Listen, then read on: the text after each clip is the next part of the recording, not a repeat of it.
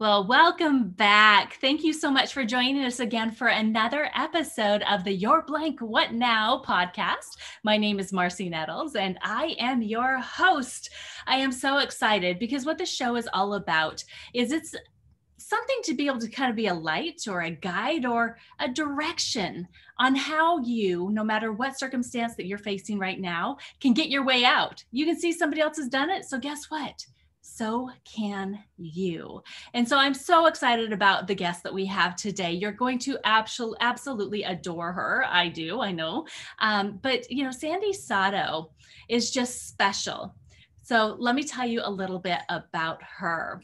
First of all, she trained to be a gymnastics Olympian star. She battled eating disorders and body dysmorphia and survived cancer twice. Sandie learned the secret to true health and fitness. Turning her struggles into strengths, she discovered that fitness starts with a healthy mind and soul. Her expertise in this genre guides others in unveiling their dark shadows and self-discovering the internal dialogue that may be sabotaging the ability to achieve their optimal health, success, and happiness. Her philosophy is that inward fit begins in the spirit, using the mind in order to impact the body. So just from that, what I just shared with you, you know that Sandie is going to have some amazing stories that more than likely are going to resonate with one, two, or maybe all of you. So I am super excited and super blessed to be able to introduce you to Sandie Sato. And I've kind of asked her, it's like, please go just a little bit deeper. Share with us a little bit more about who Sandie Sato is. So hello, Sandie. Thank you so much for joining us. Thank you for having me. I'm super excited. This is such an honor. You are so special. So let me tell you, from the very first time that I met you and your amazing husband, Julian, you just inspire me because I mean, I've known you through a couple of these struggles that you've had here in, the last decade, and just the way that you carry yourself and the way that you have walked through this is inspiring and just really, it's empowering. And please don't take that the wrong way, that I didn't feel empowered because you weren't doing well, but I was very empowered by the way you chose to live and be while you were going through it. So if you don't mind, let's backpedal and let's get into some of Sandie. In that description, you mentioned some things that were probably pretty difficult. Do you mind sharing more about those? Oh, not at all. That's what I'm here to do, share. Gosh, the journey of life, it's all about learning and growing and sharing and hoping that it does touch other people's lives. But just to kind of back up, I was a gymnast, as we talked about. And a lot of gymnasts struggle with eating disorders and body dysmorphia because of the pressures of pleasing and being perfect all the time. And to even go further back, it all starts with your relationships with your family and how you visualize or perceive yourself in those relationships. And I had a really strong, empowered mother, very overpowering mother. And I would say that that's where it all began. And because of that, I always wanted to please her. And then the contrast that I had was watching my sibling, my sister, who was resilient to her. She didn't want to do anything to please her mom. She was actually rebellious. And I saw her getting into a lot of trouble. So for me, when watching that, I learned, okay, that's what I don't want. Because at the end of the day, as human beings, we just want love and acceptance and connection. And I saw that that's not what she was getting. And so with that, I was able to develop this idea that if I please my mother and do everything that she wanted me to do, well, then she would love me and accept me. And as a young child, you're absorbing these learned conditioned behaviors. And you don't realize this is happening. You just think that you're being a good little girl. So in the process of developing this, you end up with this codependence, right? It's a codependent relationship. And then I find myself in gymnastics, and that just perpetuates it because you're competing to have everything perfected, to make sure the coaches like you, they approve of you, approve of your body. and you're doing it for a score and for the win. And so the ongoing perpetual understanding that if I please others and I perfect myself, then I will be accepted, loved, and adorned. And so that's kind of the dichotomy. And as I grew up and grew older, it was a lot of pressure, a lot of pressure. And that's where the eating disorders, the depressions, the body dysmorphia, that's where all of that falls into place. So that kind of just gives you a little idea of where it all started. Oh, wow. So now I can totally understand, and I'm sure the audience will too, on why you chose the descriptive for your title of this episode, to be "You're dying to be perfect." Mm-hmm. What now? Because that acceptance, right? And that score, you've got to make sure that you're living up to expectations of first your mother, your coach, your teammates, and then competing against those same teammates for a position. That all is just so compounding. Yes. And I liken it to a coin called acceptance, and it has two sides. On one side of the coin, it's people pleasing. And on the other side, it's people fearing. So we chase, we're afraid of not feeling accepted. So we run from the fear of not being accepted. But then at the same time, we're chasing by pleasing others. And in that, we lose ourselves sometimes. And I think it's a very common thing for a lot of people. I think a lot of people struggle with that. Because like I said, we just want to feel accepted. And at the end of the day, the acceptance is within. But when you're a young child and you're learning these conditioned behaviors, you have no clue what's going on. You have no clue. So yes, that's my story. Wow, that's amazing. So I'm gonna ask you to just kind of try to pinpoint a time, when you were going through this, when you were trying to be so competitive and to really perform at the top level that you possibly could. And I mean, you talked about the eating disorders and obviously not loving yourself the way that you deserve to be loved. Can you think of a time, or even two, if you can, to where you just really felt like you were alone and super discouraged, and you had that opportunity to either just break down and say, I'm done, I quit, I'm done, over all of this, or that choice to really break through and become, right? Can you think of moments? Oh, wow. There's quite a few. But one, when I was training with Bella Caroli, and for those of you who don't know who Bella Caroli is, the Carolis, they were the Olympic coaches, right? Marta and Bella Caroli.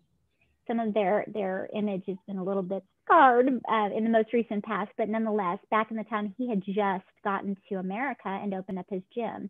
And this was during the time when Mary Lou Retton had just won the Olympics. And so the stars were in my eyes, and I just wanted to pursue that dream. And the pressure that people had and the expectation they had of Sandie being this Olympian gymnast.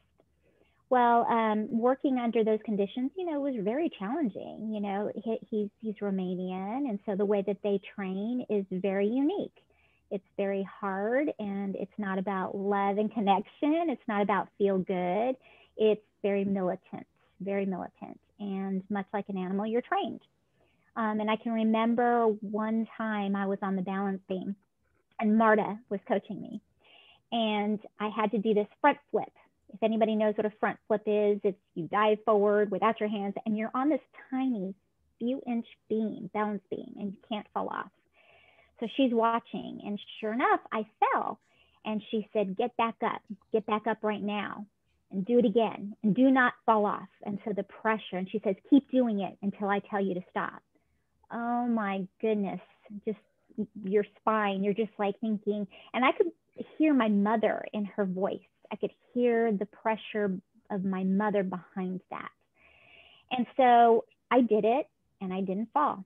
I did it again, and I didn't fall. And I did it over and over and over and over again. And of course, practice perfect makes perfect. So I was doing it perfectly until finally she says, you can stop. Well, the next morning I was laying in bed, and we had to be in the gym at 6 a.m. And I took one step off of the bed, and pain was shooting underneath my feet, and I couldn't walk. And I didn't know what to do. And all I kept thinking is, oh my gosh, they're going to kill me. If I don't show up, if I have any reason for not showing up, even if my eyeballs are falling out or I'm dying, it doesn't matter. You have to get to the gym. And the pressure to getting there was intense. So I called my mom crying. I says, I'm in trouble. I'm in trouble. I can't walk. I don't know what's wrong with me. My feet are hurting every time I take a step. The long and the short of it is I ended up going to the physical therapist. I couldn't make it to the gym. And what had happened is over and over again, compounding onto the balance beam caused an injury.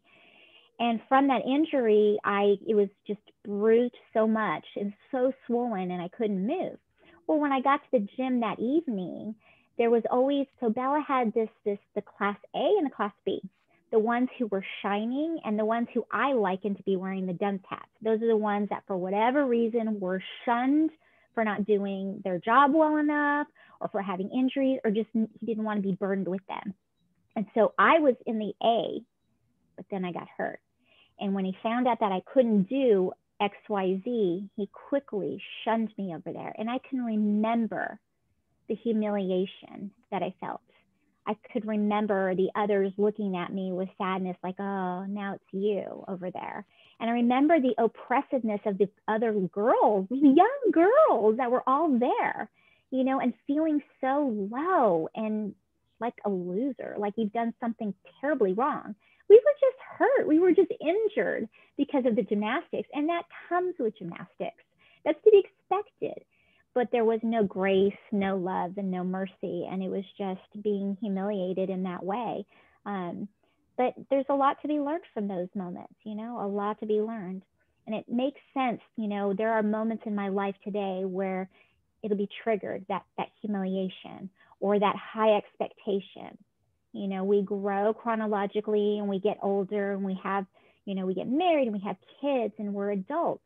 But emotionally, those traumas, those moments that you had that were humiliating, they don't grow up. They just stay stunted.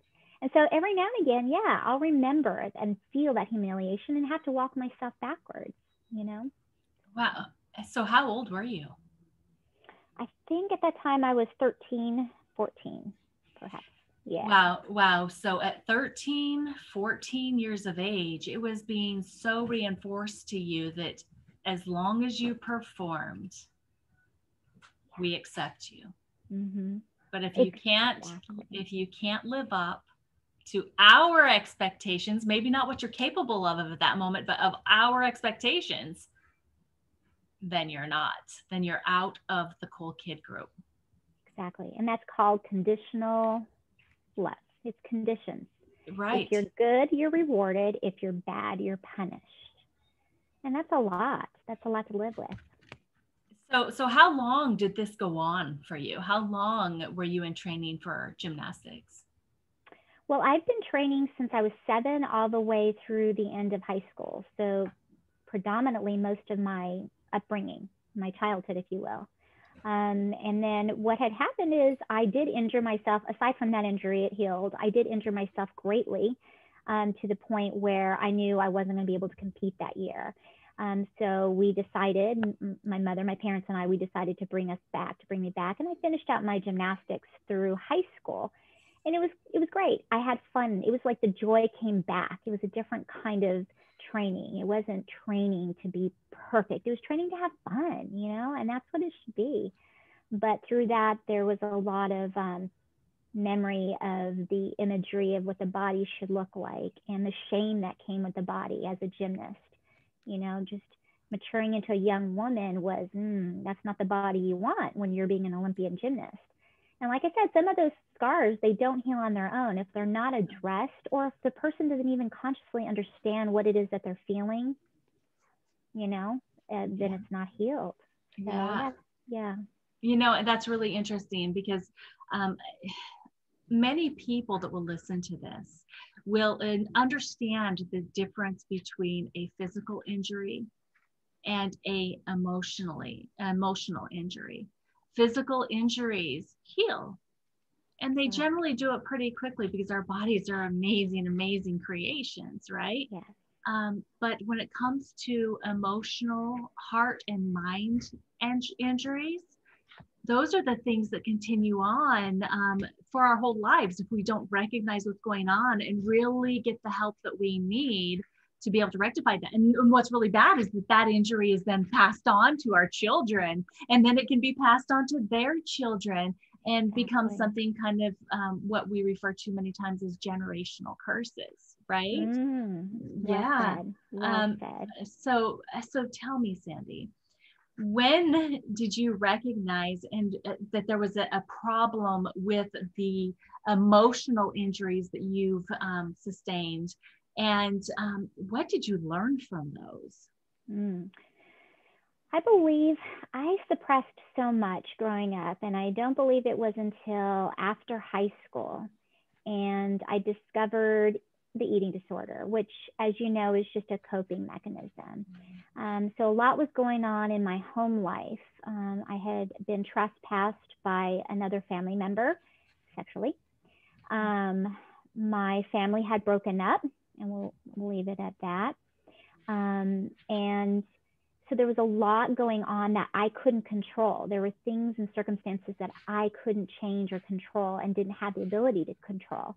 And so through that, the coping mechanism became, well, I can control my eating. I can, decide what it is I want to consume and decide what I want to throw up, bulimia. Mm-hmm. It also was fed with, as you know, the body dysmorphia, the self-loathe that you have with yourself when you look in the mirror, and the shame that you feel about yourself and how it's wrong. So the combination of those two things, I developed a very bad eating disorder. And it lasted for several years. I got very, very thin. I was less than 100 pounds. You could see my bones. I stopped my menstruations, which is very typical, when you're having an eating disorder. And it just got so bad that there was one night that I remember I was laying in bed, and for no reason, I didn't understand what's going on. My heart just started slowing down and I could not breathe. And I remember laying there thinking, I am dying. And I started banging my chest going, work, because I couldn't, it just felt like it was stopping. And I remember just waking up and thinking, wow, this is terribly not okay. But because I was so far gone in the eating disorder and the brokenness that I had subconsciously, that it carried on. I disassociated. And when I was having episodes of the eating, binging, and the emotions in the relationship that I had with food, and then purging it to get rid of it, I continued that for even more years. And it wasn't until, so the dissociation was when I was doing those things, it was almost like it wasn't me. It was almost like that wasn't me. And a lot of alcoholics will agree to having that condition. They disassociate. They don't view it as themselves. Their mind separates. And so it wasn't until it got really bad when I started, and I had a friend of mine, I should say a boyfriend of mine, and he recognized the signs. And that's when he came in and said, I can't continue a relationship with you if you're going to continue killing yourself. And he was like an angel at the time that I needed, because I didn't have the strength to seek help. And so for me, that's when I sought psychiatric help. And that's where I realized the psychiatrist helped me at that time understand that a lot of this has to do with your upbringing and the things that you experienced and some of the shame that you're going through. So that was the beginning. And as you know, Marci, life is a journey. So there's no such thing as a quick fix. You go through seasons where certain things might be fixed or adjusted, but it takes a lifetime to come to really, really understand all those childhood traumas, if you will. So much so that I ended up with cancer, which I'm sure we'll get into shortly. But that's the beginning of when I realized, okay, something is not functioning properly here.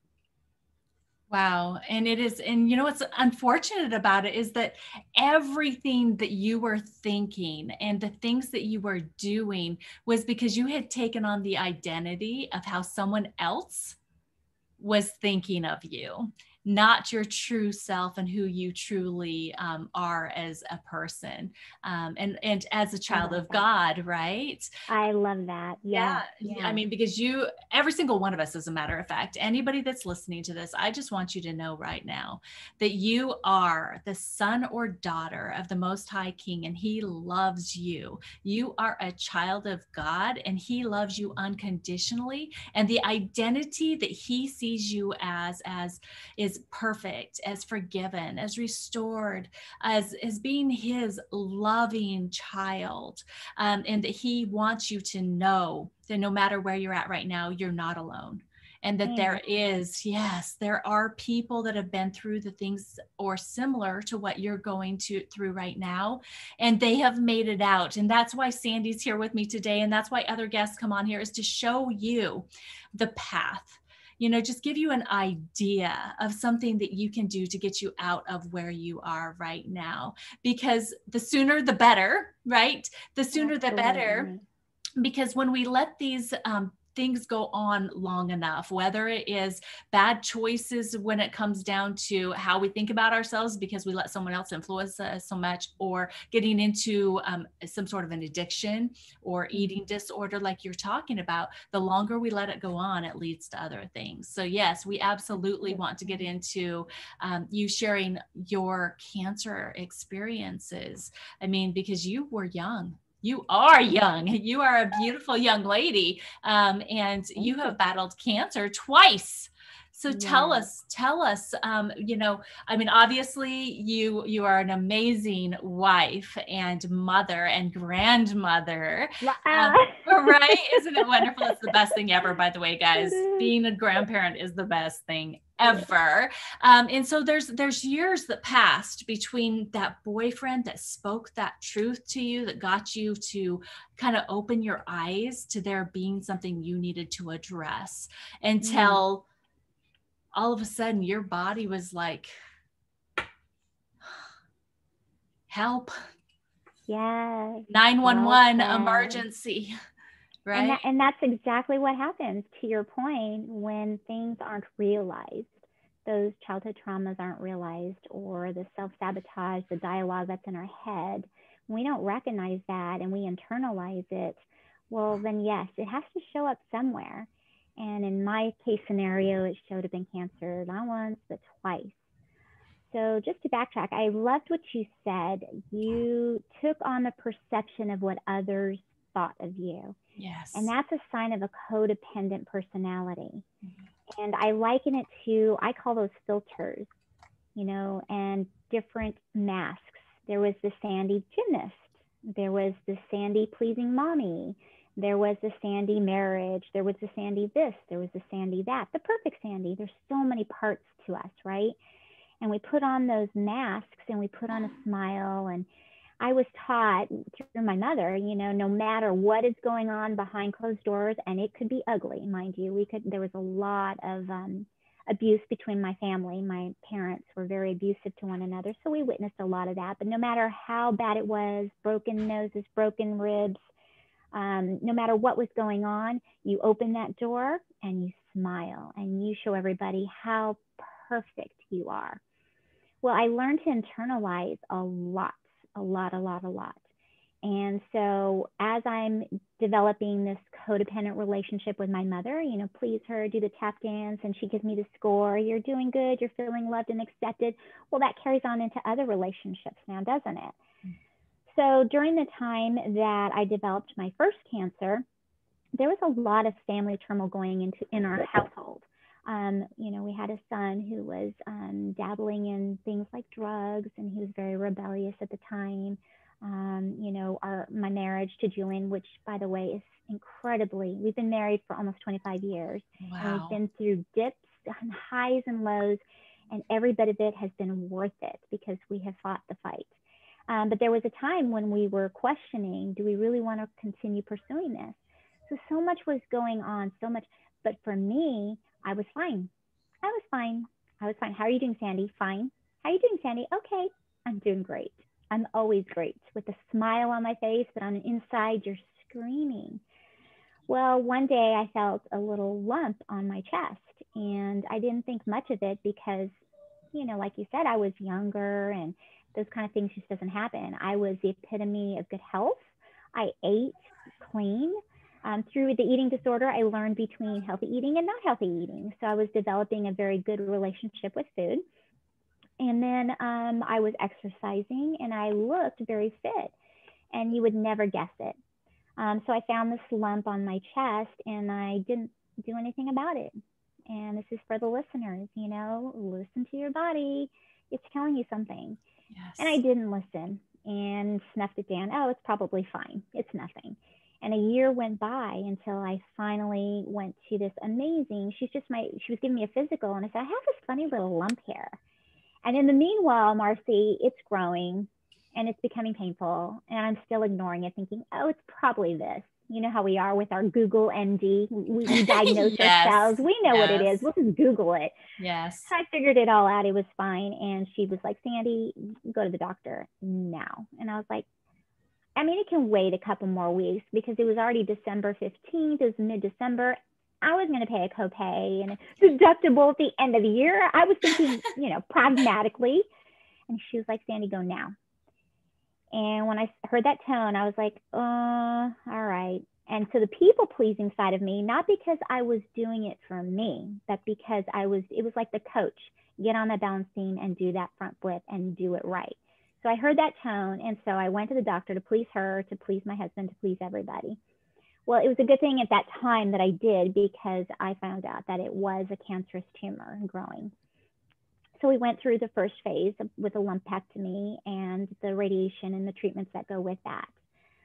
But what's interesting is nothing changed. You go back home, you go to the same habits, the same emotional habits, the same thoughts, the same feelings, the same actions. Everything is the same. You're healed on the outside. You're physically healed.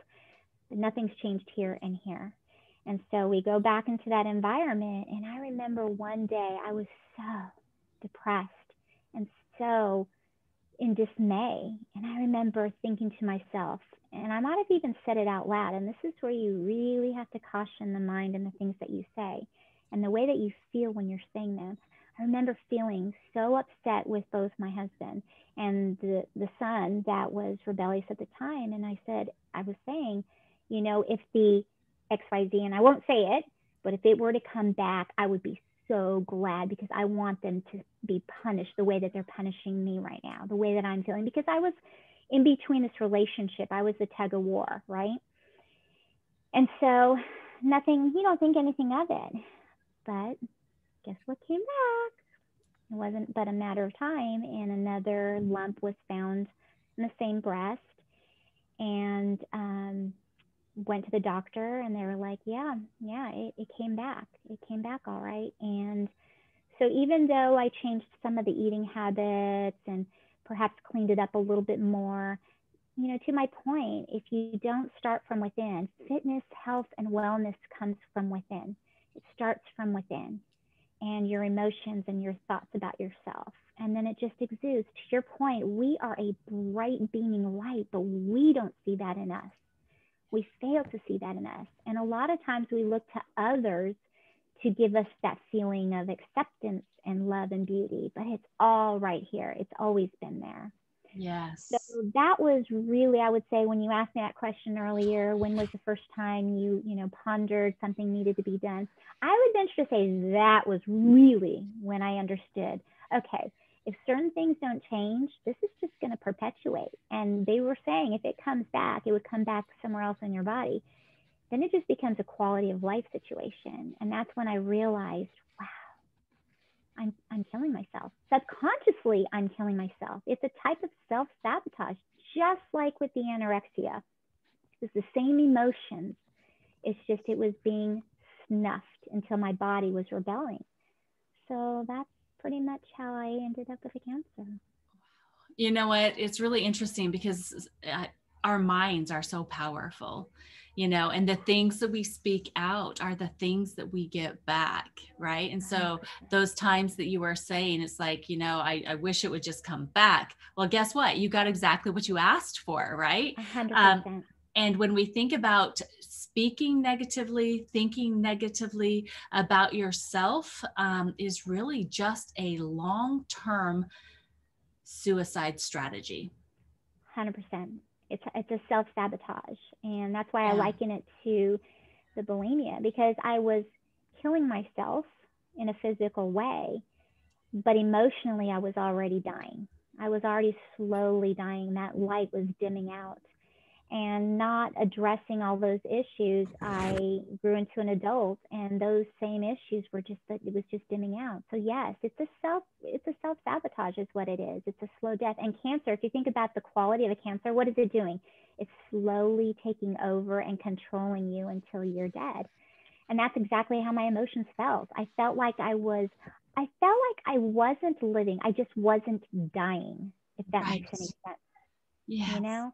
Just Yes. avoiding death, going through the motions of life, doing the things that I need to do, but I wasn't living the way God wants us to live. Yeah. Yeah, it's the difference between living and thriving. That's right. That's right. I couldn't agree more. Well said. Oh, so good. So good. So during this conversation, I would really, I mean, just from hearing what you endured as a child, an athlete, and trying to live up to what your mother wanted from you, from the coaches, and ultimately what you probably wanted for yourself too, because you wanted it so badly for them, right? And then moving into the challenges that you had with eating, and then needing the help from doctors to get you on the right track. It's like, what lessons did you learn? What lessons did you learn? Because that's the thing. We can go through hard things if we're willing to look at those hard things and see what we can learn from them, to either be better for ourselves and our family, or to be able to help other people. So what lessons did you learn in those hardships? Wow. Okay. So that's a lot. Okay. It is. In this particular theme, I would liken it to the people pleasing. I would liken it to the emotional codependence that I had, where I would put myself down so much to please everybody else that I lost myself. I lost even who is Sandie. So that day, or that moment when I realized, something needs to change, I had to think for myself, what is it Sandie wants? What is it Sandie loves? Who is Sandie anyway? And asking those questions, Marci, for the first time, I didn't have answers to any of them. You know, it was always like, well, what restaurant do you want to go to, honey? Well, I don't know. Which restaurant do you want to go to? Well, I'm in the mood for Italian. Okay, me too. What movies do you like? I don't know, honey. What movies do you like? Well, I like superheroes. Well, me too.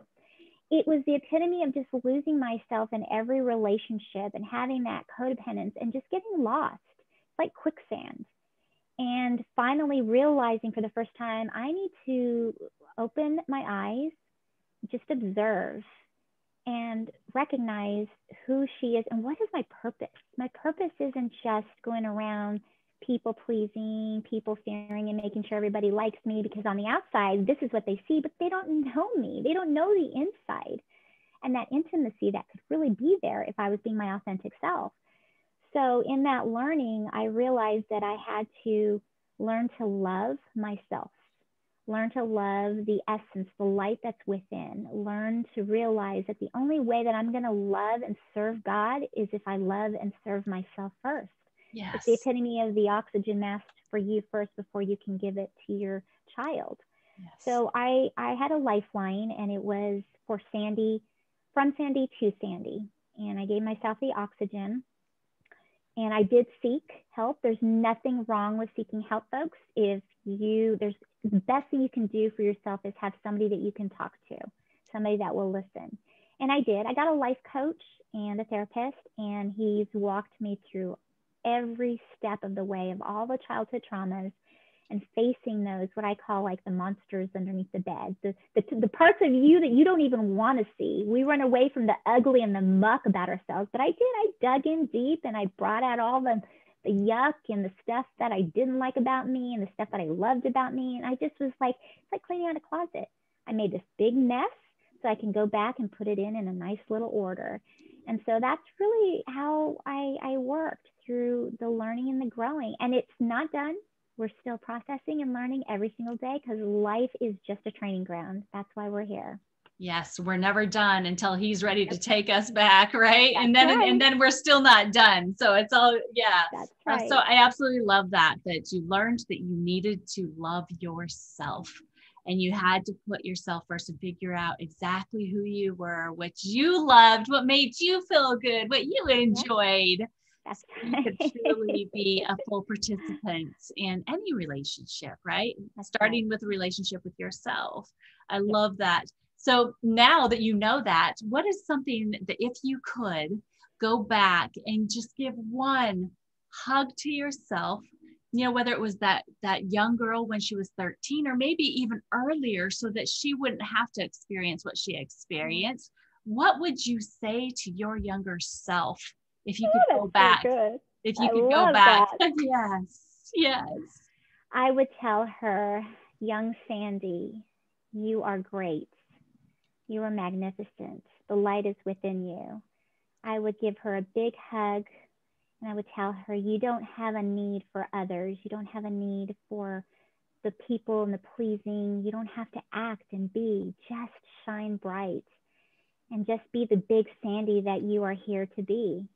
And that's what I would tell her. And I would give her a little token of my symbol, which is the rainbow. And I would say, grow and be the light. Oh, that is so perfect. And that is like an absolutely perfect message for every single person that's listening right now. Just go and be yourself. Be the very best you that you can be, because absolutely nobody can do it better than you. Amen. Right? And don't let somebody else tell you what you're supposed to be, because they don't know you, because they're not in you. Right? Yeah.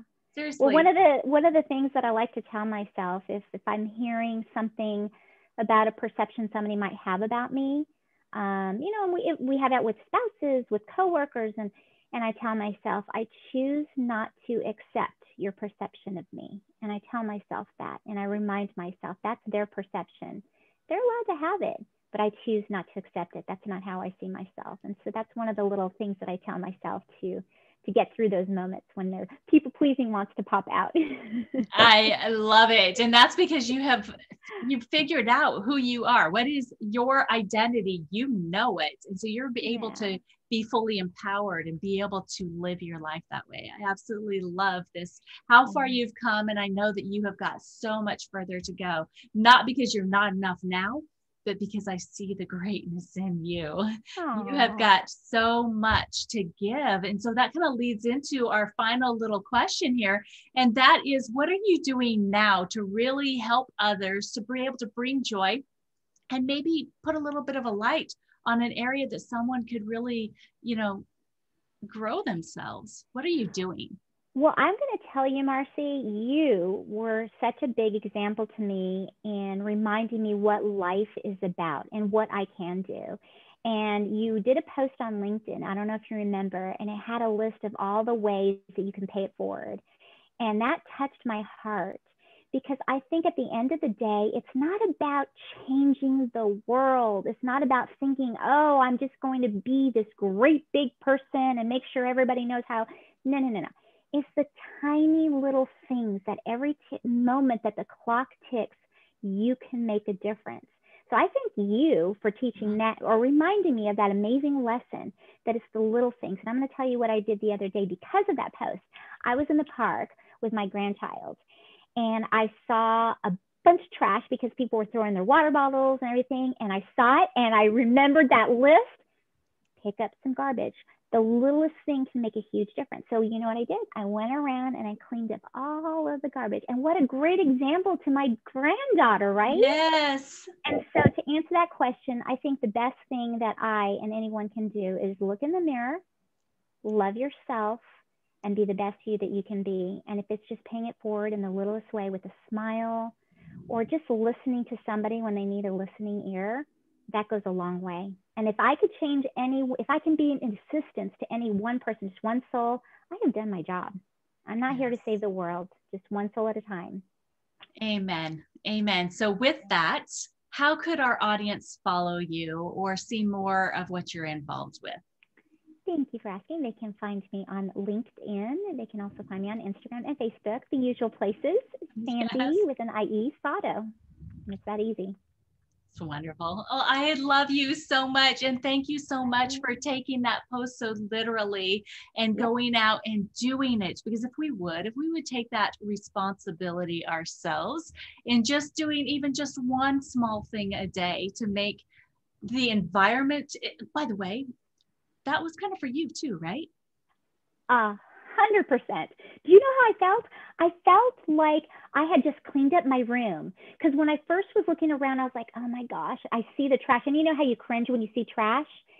I looked and I turned around and I was like, look, I feel like I cleaned my bedroom and look how prettier it looks. It looks so pretty. Yeah, I was beaming. I was so, and you know what was interesting? The universe, God, I found like some change on the ground. I was like, okay, all right, I'll take it. And, you know, I value even a penny. And so I accepted it. I gave thanks and I said, thank you. I appreciate what is given back. I just want to give. Yes. Yeah. Well, that's the thing. I've used a hashtag for years now, and it's hashtag give more, get more.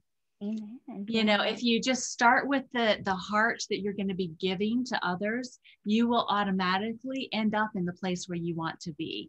So yes, absolutely. Sandie, thank you so much for just being an absolutely amazing and beautiful guest today. And your episode again is You're Dying to Be Perfect. What now? Thank you so much for being my guest. And guys, go and follow her, check her out, because this woman, her by herself is going to be doing amazing things in these coming years. They are definitely on a trajectory that you don't want to miss. And her combined with her husband, they are going to definitely be changing individuals' lives that will just be that ripple effect as they move forward. So you definitely don't want to miss out on it. Go and follow Sandie. And Sandie, thank you again for being my guest today on the Your Blank What Now podcast. The honor is mine. Thank you, Marci. Thank you.